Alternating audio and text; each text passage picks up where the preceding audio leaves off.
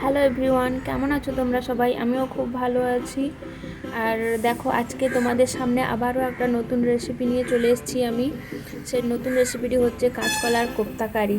দেখতে থাকো সম্পূর্ণ ভিডিওটা লাস্ট অবধি, আর ভালো লাগলে অবশ্যই লাইক কমেন্ট শেয়ার করবে। দেখো, এখানে মুসুর ডাল বেটে নিয়েছি, কাঁচকলা সেদ্ধ করে ম্যাশ করে নিয়েছি, আদা রসুন পেস্ট করে নিয়েছি, পেঁয়াজ কুচি, লঙ্কা কুচি, লবণ, হলুদ, লঙ্কা এবং জিরা গুঁড়ো দিয়ে ভালো করে এটা মাখিয়ে নিতে হবে। ঠিক আছে, ভালো করে মাখিয়ে নেবে। একটুক্ষণ সময় ধরে সব কিছু ভালো করে মাখাবে এবং দেখতে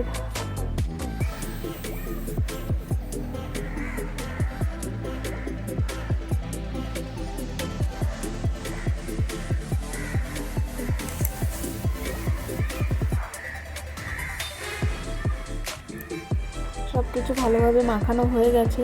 এবার আমি একটা তাওয়াতে এটা ভেজে নেব। তোমরা যেটাতে ভাজতে পারো, আমি তাওয়াটাই ভেজে নিচ্ছি।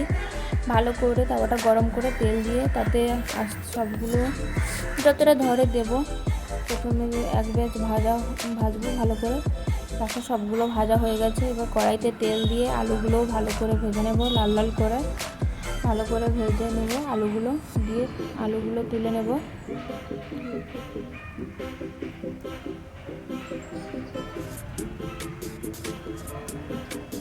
কড়াইতে জিরায় তেজপাতা ফোড়ন দিয়ে দিয়েছি।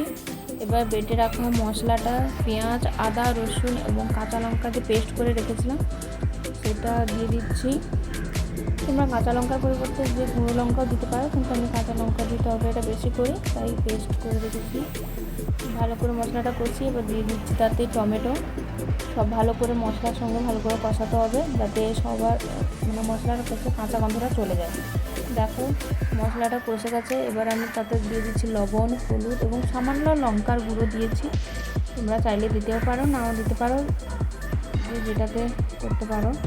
কারণ মশলাটা ভালো করে কষিয়ে সেই মিক্সিতে মশলাটা করেছিলাম ওই জলটা দিয়ে ভালো করে কষিয়ে নেবো মশলাটাকে। ঠিক আছে, ভালো করে মশলাটা কষানো হয়ে গেলে এবার দিয়ে দেবো আলুগুলো। ভেজে রাখা আলুগুলো দিয়ে তার মশলার সঙ্গে ভালো করে কষাতে হবে। ভালো করে মশলা কষানো হয়ে গেলে দিয়ে দেবো জল।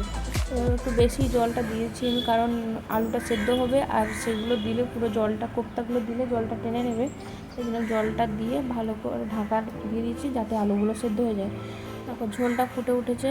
এবার দিয়ে দেবো কোপ্তাগুলো দিয়ে ভালো করে 5 মিনিট মতো আরও ফুটিয়ে নেব, যাতে ভালোভাবে সব সেদ্ধ হয়ে যায়। তারপর রান্নাটা হয়ে গেছে প্রায়। এবার একটা ঢেলে নিচ্ছি বাটিতে। এবার উপর থেকে একটু গরম মশলা ছড়িয়ে দেব।